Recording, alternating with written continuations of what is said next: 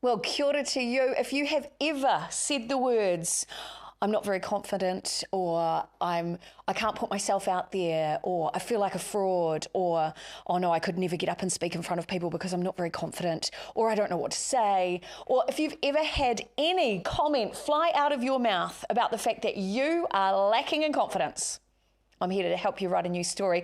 Kia ora to you. Ko Monique Bradley tōku ingoa, he kai kōrero aho. I'm Monique Bradley, and I'm a storyteller, and also I'm a specialist in confidence and self-esteem and personal development, and in particular the topic of imposter syndrome, which seems to be taking over the entire world and preventing people from stepping into great leadership roles, great opportunities, stepping into their power, showing up authentically at home or at work, just showing up authentically in their own lives.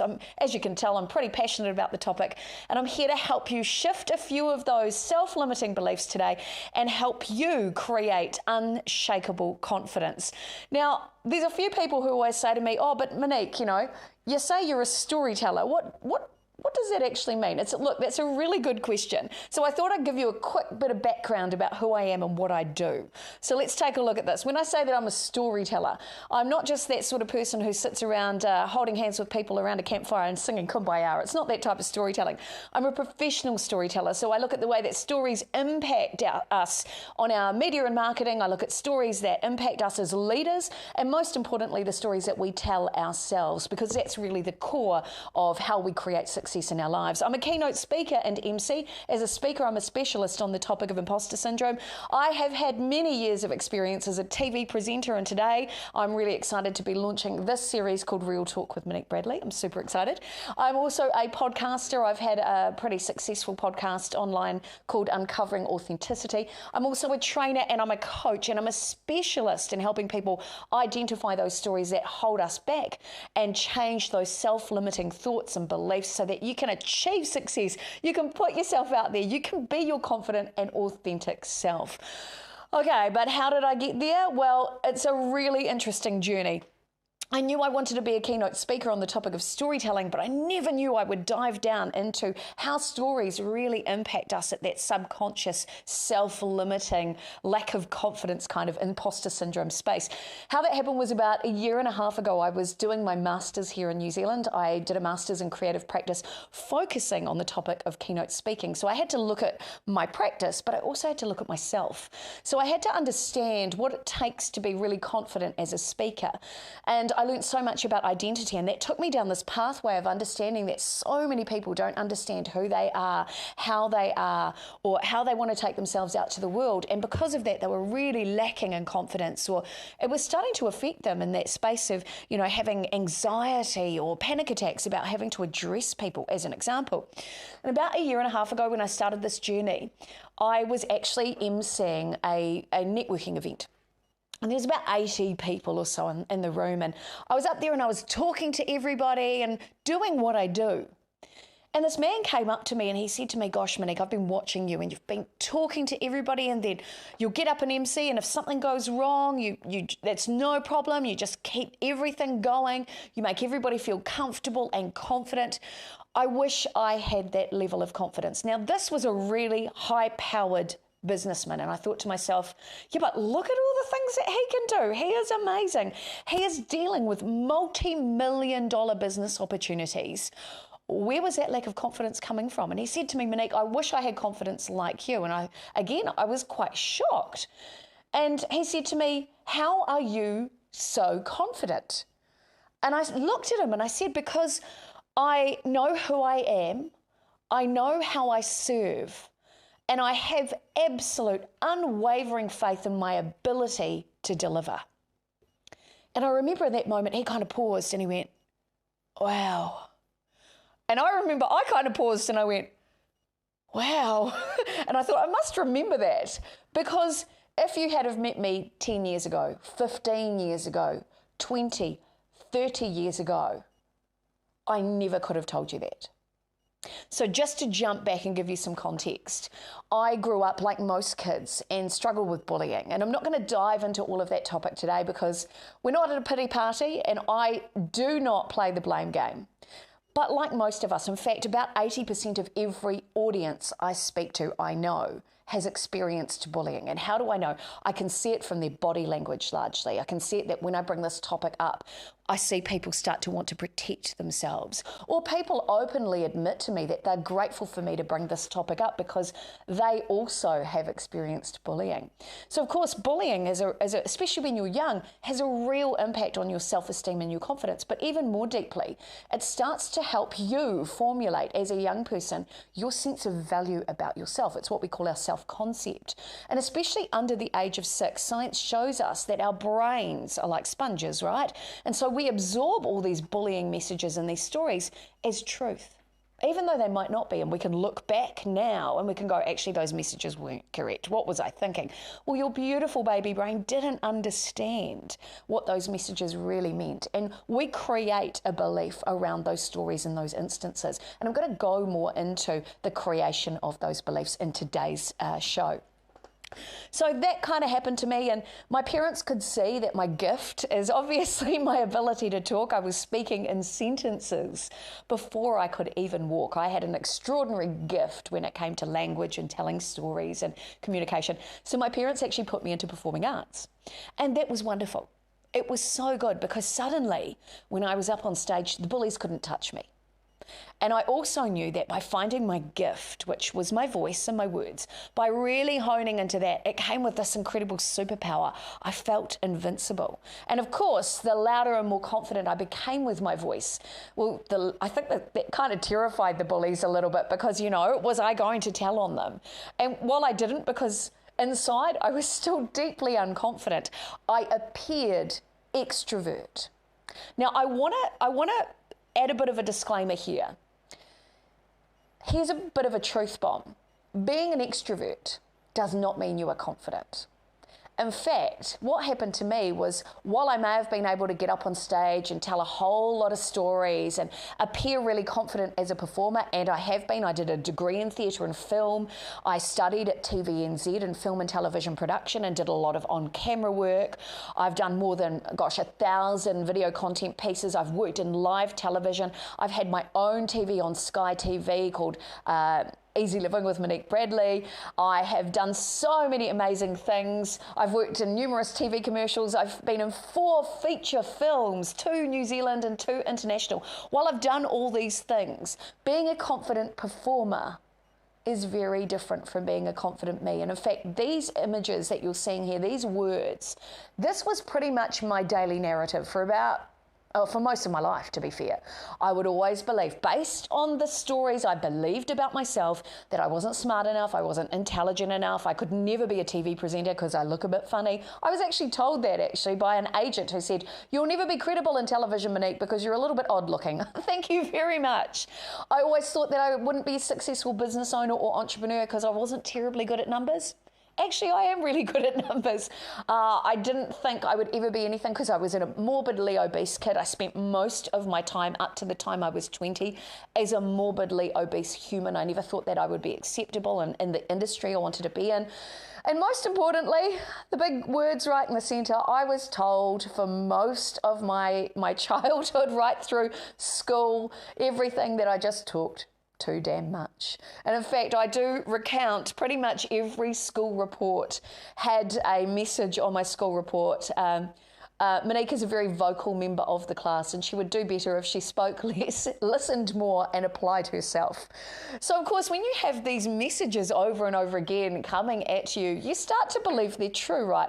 And that's pretty much what happened to me. So, as I mentioned earlier on, I was really, really confident on stage. I could get up and perform, at which I have, in front of thousands and thousands of people.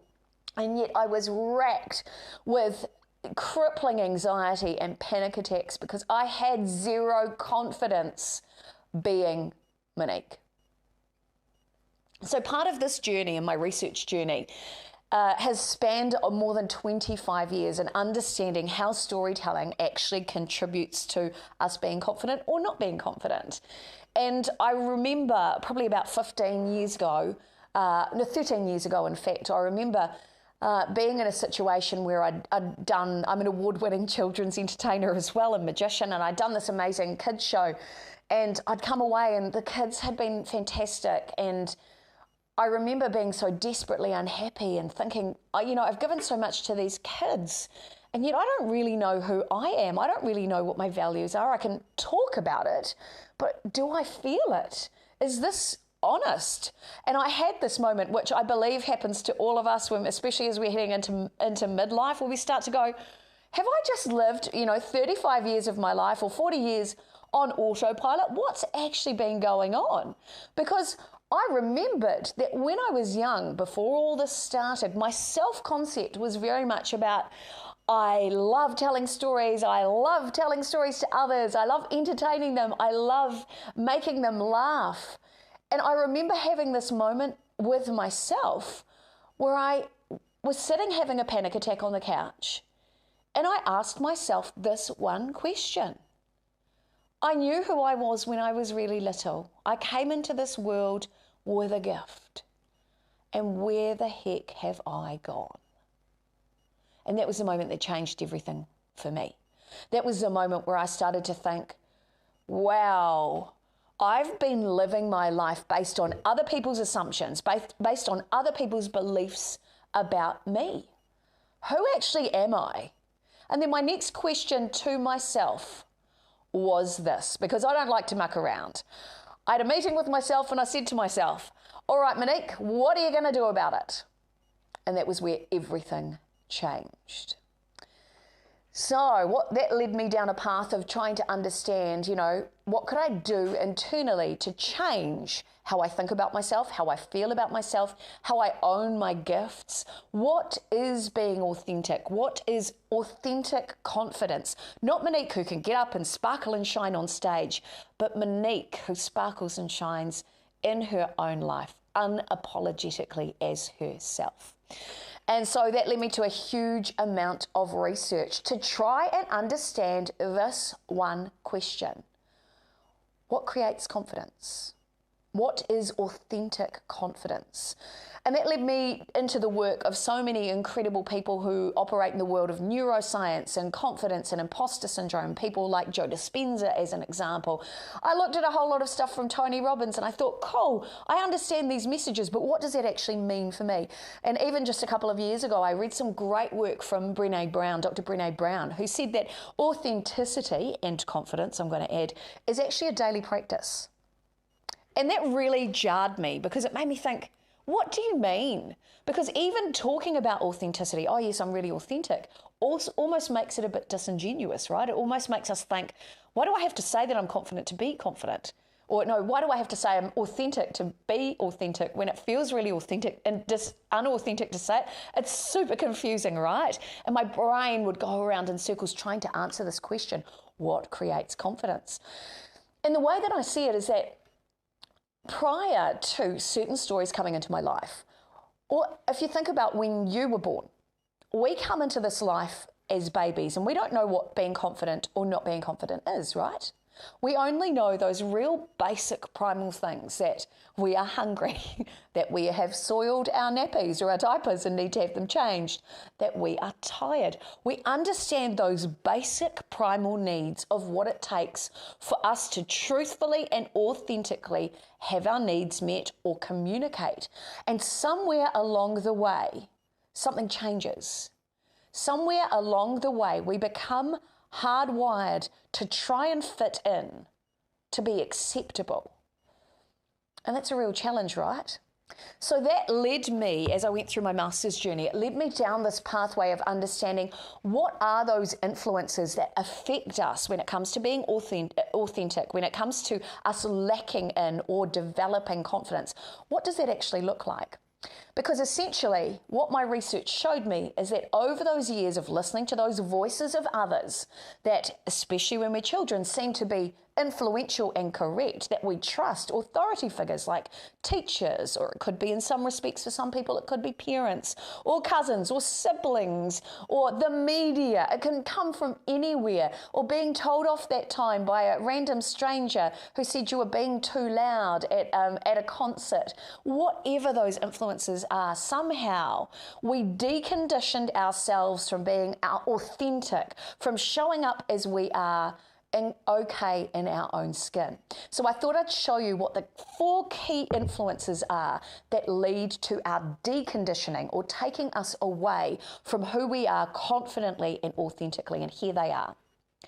Those influences that decondition us from being ourselves, they can be inherited stories, and those inherited stories can come down, apparently, science shows us, from 13 generations of storytellers that go before us. Crazy, right? I read a study about this just recently, just amazing. The stories that contribute to us trying to fit in can be societal stories. And of course, we saw that through the evolution, say, of women over the years, where women were not allowed to speak, where women were not allowed to vote. And of course, we changed that. We were the first in the world here in New Zealand to change that, where women weren't allowed to wear trousers. Like, amazing. There's also cultural challenges or cultural deconditioning, taking us away from who we are authentically. And for those countries that have been colonised, like New Zealand, there's a lot of Māori who experience a lot of trauma or feel like second-class citizens. And I'm not saying that. That's conversations people have had with me because they don't feel that they have the same privileges, perhaps, as European people. Again, I'm not here to debate that. I have very private views on the whole situation, which I'm not here to talk about religion or politics today. I'm just showing you how some of these situations happen. And of course, finally, as I mentioned, there are experiential influences, and particularly before the age of 6, the things that we experience around us, whether it's getting told off by somebody, and it can be a very flippant or a very passing comment. Our baby brains absorb all of that information, and we create a story around that, because a belief is just a story we have continued to tell ourselves over and over again. And those stories become the way that we operate in our lives. So those are the key influences that lead to us becoming unauthentic, becoming not who we are. And by trying to fit into those influences, trying to be someone that we're not, we lose confidence. Why do we do it? It comes back to a very primal driver within us. It's inside our brain. It's about the fear of rejection. When we were cavemen back in the day, cavemen did not survive if they were isolated. And even though life is very different now, and there are many people who live purely a digital life. They don't interact with people in real life. They only interact with people digitally, and that's entirely up to them. How you live your life, my friends, is entirely up to you. I am not here to tell you how to live your life, just to show you how others might be doing it. But deep within us is still that primal fear of rejection, of not fitting into society, because back in the day, if you were isolated as a caveman or cave woman, cave person, if you were isolated, there would be nobody there to harvest food, there'd be no shelter. You literally had to go it alone, and we can't all do everything. So there is that fear of rejection, and so we tend to decondition ourselves to fit in. We compromise our own values, our own vision, our mission, just so that we feel acceptable. But do you know what I say? This is real talk with Monique Bradley. I say phooey to that, because authentic confidence comes back to knowing who you are, what you stand for, how you serve, and having unwavering faith and your ability to deliver, as I said with that story earlier on. So today I'm going to show you how you can rebuild your confidence, the steps that you go through to really understand where you might be lacking in confidence, and what you can do every day, the things that I've done that have transformed my life from having 3 crippling anxiety attacks a day to rewriting my story, to not feeling like a fraud or a fake, and to owning my worth. And if you want that, I need you to keep watching. Here we go. All right. So what I understood, or what I understand, is that there are 4 key foundations to really understand your own confidence. So let's go through them now. Here we go. The first one is self-awareness. So this is about knowing who you are, your values, your voice, the stories you've been telling yourself, all that sort of thing. And we're going to go a little bit more into those details today. The next thing is self-trust. This is more common than you think. And even though I've put it on the screen, you start to think, what? Really? People don't trust themselves? Oh, yes. There are so many people who don't back themselves, and it just breaks my heart. Self-trust is about building belief through consistent follow-through. It's about keeping promises to yourself. So how often do you wake up in the morning and go, right, today's my day, and I'm going to go for a walk, I'm going to drink all the water, and you never do. Well, that's you actually undermining how much you back yourself and that you're here to support yourself. You're probably everybody else's cheerleader, and you can tell people, you go for it. I'm here to be your accountability buddy. Self-trust is about being your accountability buddy for yourself. And by the way, if you want to watch snippets on all these things that I talk about, my YouTube channel is absolutely loaded with everything from 15-second tips right through to 2 or 3 minute pieces that you can watch to give you a bit more of an idea about all of these topics that I'm diving into today. Okay, so the next foundation is emotional resilience. Now, in the workplace, we are often told to talk about, especially as a speaker, that I need to talk about resilience, but what does it actually mean? Resilience itself is about your ability to bounce back. And emotional resilience is an absolute foundation of confidence, because bouncing back after you've had a doubt or about yourself or a failure or a loss is one of the hardest things to do. But finding a way to bounce back and trusting that you can find your way through that failure is the ultimate confidence booster. So emotional resilience cannot be underrated. It cannot. It is massive. And I'm going to talk a little bit into that today. And the final pillar of confidence, the foundation of confidence, is authentic expression. How many times have you dumbed yourself down or played it down in front of others because you don't want to stand out or you don't want to speak up at work? Authentic expression is about owning your voice. It's about showing up as your true self. It's not just about speaking on stage, by the way. It could be in your relationship with your kids. It could be to yourself. It could be in the workplace, everywhere. It's about showing up as yourself, owning your story, and recognizing your truth, because that's where your superpowers are. It's about recognizing your gifts. That's about authentic expression. And if you don't know, if you're sitting here going, really, I have gifts? There's a little bit of homework for you already. All right. So again, I don't like mucking around. So my next question immediately to you and to me, because I reflect on this stuff every single day of my life. What can you do about it? Such a good question. Well, the first step is to rewrite the story. This is one of my absolute favorites. And in fact, I have created a groundbreaking transformational program called the Story Shift Method, which actually helps you transform a self-limiting story in about 8 minutes. Crazy, right? The program, it's launching as an online program, and I do it as one-on-one coaching. But let's just hang in here. How do you rewrite a story? First of all, you have to basically start to understand the narrative that's holding you back. And that can come, like you saw that screen I showed earlier of all the different self-limiting beliefs I had, that I wasn't pretty enough, that I wasn't skinny enough, that I'll never be smart enough to run a business, that I wasn't good with numbers, that I just talk too damn much. It's about taking all of those things, isolating all of those beliefs that we have about ourselves. Once you pause and start to isolate them, that's when you start to probe a little bit deeper and you actually pinpoint one story at a time. The next part of the journey is to go from pinpointing that story into actually pivoting it. So that's where you start to go, cool, if this is the story that's in my operating system and that's been running the show, if I was to flip that story on its head and reframe it, what would that story become? Because that reframed story is actually who my internal monologue is wanting to become, who I was born to be. And then, of course, the final stage of that rewrite or that shift is to actually practice it on a daily basis. So some people do that through affirmations. There's lots of different techniques. I do a technique called temporal tapping. My story shift method teaches you a whole brain integration where your left and right brains start to talk to each other and you literally bust those self-limiting stories really, really fast. So the idea is to identify that story and then rewrite a new one that serves you, because that's all what it's about, and then implement it. That's how you rewrite the story. So that's one of the ways you can do this and find or tap into your authentic confidence. Okay, step number 2. And this might shock some of you who have paralysis by overanalysis, who are living in comparison, who are thinking, I just need to do another course before I get myself out there because I don't feel like I'm smart enough.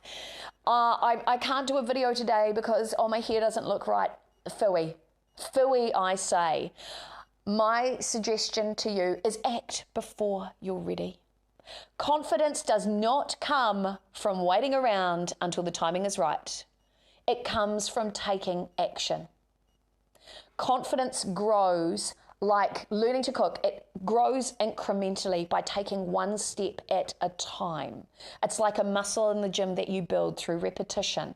This is exactly the same thing. Things will never be perfect and they will never be right. Aim for progress over perfection. And there's this amazing thing when you just go, you know what, screw it, I'm just going to do it anyway. This sense of empowerment returns to you. You suddenly stop being a viewer of your own life and you become an active leader. You're not just standing by being somebody else's support character. You are the lead actor of your own life, of your own narrative. This is about your own authorship, and it's about acting immediately. Take one step. You know how they say feel the fear and do it anyway? It's actually correct. And there's a whole biochemical process that happens when you make that step. So as you step into it, your physiology, what's going on in your body affects your neurology, what's going on in your brain. You start to challenge those self-limiting thoughts and it returns. It's a feedback loop. So as soon as you change the way you think about yourself, the way that you show up also changes physically. Your posture changes, your body language changes, the energy you bring into the room changes. So don't wait around for things to change outside of you. Change inside of you first, and everything outside of you will start to change. Trust me on this. Okay, the next one.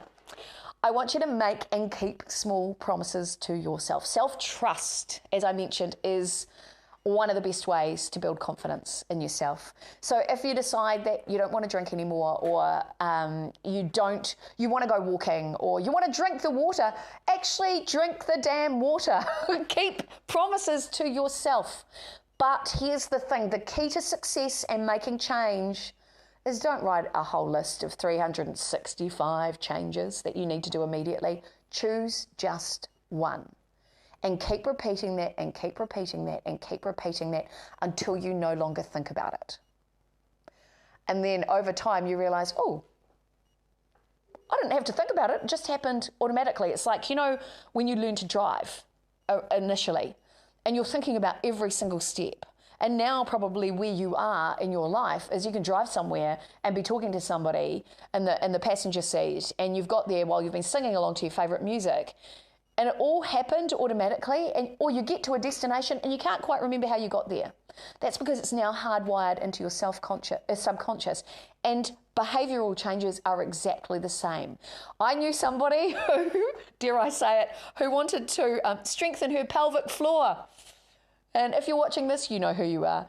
And so what she did is she created a habit, and she kept this one promise to herself that every time she went to the bathroom, when she turned on the tap to wash her hands, every time she turned on the tap, she did her Kegels. And before she knew it, she no longer had to think about it, and she had a very strong pelvic floor. So there you go. There's something for nothing. Nothing. It actually does work. And what's actually happening biochemically is that every promise you keep for yourself, you're writing new neural pathways in the brain, you're writing new habits and behavior. But most importantly, you are telling yourself and your subconscious that you've got this. You back yourself, you trust yourself, you are your own cheerleader, and you can do anything. So it's amazing. You can trust you again. Not those other voices that may have been running the show previously. It's all about you and your unique voice. Okay, here's another one which has been massive for me. Own your energy. Have you ever been in a space where somebody walks into the room and you can feel that it's just really heavy, and there's sort of people that you just don't want to be around them because it's just too hard? Well, don't be that person. Own your own energy. Work on you first before you enter a room. Ask yourself, what frame of mind am I in? What state am I in?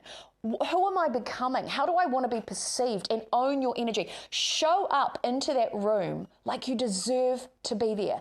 And it's as simple as tweaking your body language like this. You know, if you walk into a room like this, and I know there are a lot of people who are shy, and I'm not telling you to fake it till you make it. I want you to own who you want to become. Own it. And that starts from moving this into simple things like holding yourself upright, making eye contact, smiling is one of the best ways to really bring positive energy into a room. And when you understand that 70% of our communication is non-verbal, suddenly you realize that, wow, how you show up in a room affects everyone else, because it's not just what you say. You know, you can say all the positive things in the world, but if you're like this, nobody's going to believe you. Really hold your space and think about, you know, am I being a Debbie Downer today? And sorry if your name's Debbie, I love you, you're amazing, but it's just an example. Are you being a downer today, or are you here to uplift others? Why do you want to do that? Because that's about legacy, my friends. It's all about understanding that when you leave that room, have you left a positive or a negative impact? And what sort of impact do you want to leave? And if it comes down to the fact that you're walking into a room because you're in pain, or because you are uncomfortable, or because you are tired, it's your responsibility to work on you before you enter that room. And I can say this because I have lived with chronic pain, and I have lived with that level of debilitating tiredness and anxiety. I understand all of those areas, and I know that by working on me, if I'm not in the right space to turn up energetically, I just will not go. Because how do I want to be remembered? And it's not disingenuous, and it's not unauthentic. It's actually about honoring myself and going, you know what, I am too tired to turn up. I don't want to be remembered for being that person who's just an energy drainer, or an energy vampire, as some people call them. I don't want to be remembered that way. I want to be authentically myself, which is actually full of joy and happiness and wanting the best for others. That's what I actually want for people, and wanting them to hopefully feel a little bit more sparkly and energized by my presence. So the way that you introduce your energy to a room, it shows up before you do, even before you say anything. So be really mindful of how you want to be remembered. Own your energy. And here's your final one. Here's your final tip. One of the things you can do immediately is celebrate tiny wins. Often we think, I'm going to, you know, when I reach that goal of losing 15 kilos, I'm going to celebrate. No. If you lose 500 grams, celebrate immediately, but don't celebrate with wine or food like some of my friends do. I mean, I love them, they're amazing. Celebrate by going out for a walk, petting a dog, doing something that activates those feelings of joy. Confidence is built through momentum. It's built by rewiring your brain, by actually indicating to it, yes, you've done well, let's keep on this pathway. It is really important to think, cool, rather than just my big milestones, I need micro milestones. That's what I'm going to aim for. Because, you know, they say, how do you eat an elephant? It's just one bite at a time. And it's exactly the same thing when it comes to building confidence. So celebrate those tiny wins. If you drink water today, walk around your house and do a tiny dance, or whatever makes you feel good. Or put on your favorite 80s music. That really shows my age, but it actually works. It's just amazing. So don't get hung up on the end destination. It's important to have one. That's part of developing your vision, your mission, your passion, your purpose. Those are all really important. They keep you on that trajectory of moving towards being really confident. But you can do it in incremental stages, and that starts today. And it's by going, yes, you know what? I did that. Go me. It doesn't have to be big. It doesn't have to be loud. But do it. Because again, it starts to rewrite new stories in your brain. Well, I hope that's been really helpful. In fact, you know what? I know it's been helpful because these are the things I have done to completely transform my confidence and transform my life and lead me into the pathway of success in the life that I've really, really wanted to live, that I knew I was born to live. Now, if you know that you are really stuck, and you heard me talk earlier about the story shift method, I would love for you to check it out too. On this screen here, there's a QR code. And that screen will link you directly through to some information about the Story Shift method, what we go through during a Story Shift session, or if you want to contact me to find out more about when the new program's launching, or what you can do to be part of my mastermind groups or do some one-on-one coaching. So either take a screenshot of that, or you can just head to my website, moniquebradley.tv, and get in touch. All right, so I have one final quote for you today from the amazing Eleanor Roosevelt. Always remember, no one can make you feel inferior without your consent. Just let that sit for a moment. So if you know that you've been sitting here and you've been going, well, that all sounds great, but, I've been told my whole life this, I've been told my whole life that. I am proof that when you rewrite your story, anything is possible. Remember that a belief is simply a story you've been telling yourself over and over again. And in my Real Talk Monique Bradley way, my question to you is, what do you want to do about it? So in closing today, ko Monique Bradley, tōku ingoa, he kai kōrero aho. I'm Monique Bradley, and I'm a storyteller, and so are you. So from today on, this is Real Talk. Make your message meaningful. Time to go. Thanks to Pete for doing my production. Thank you for watching. See you next time. Ka kite anō, inohora.